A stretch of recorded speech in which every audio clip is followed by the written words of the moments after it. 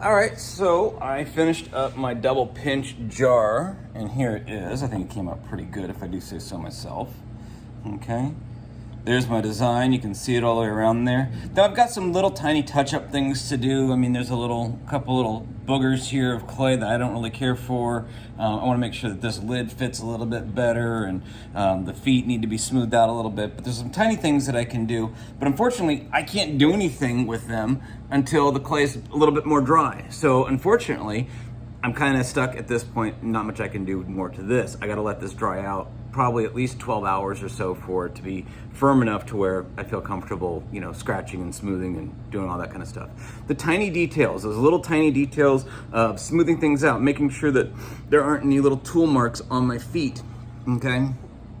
Let me show you right here, okay? These little bumps, those kinds of things. That's where that craftsmanship graded comes in. That's what I'm looking for, is for you to clean those things up. And you see me sitting here and I can't keep my hands off of it. Every time I'm working on something, I'll be sitting there, I'll just, a little touch there, a little touch there. You want to always be cleaning up all those little dents and tool marks. Anytime you see a dent or a tool mark in a project, immediately the person that's looking at it goes, oh, that was man-made, okay? And that's what we want to get away from. We don't want it to look man-made. We want it to look like something just naturally occurred or just magically happened. And I've said this before a number of times in my lectures, is that if you can see how it was put together, if you can see where all those little tool marks are, somebody's gonna go, oh, okay, I know how they did that. Kind of like a magician revealing his secrets. Okay, we don't wanna do that, all right?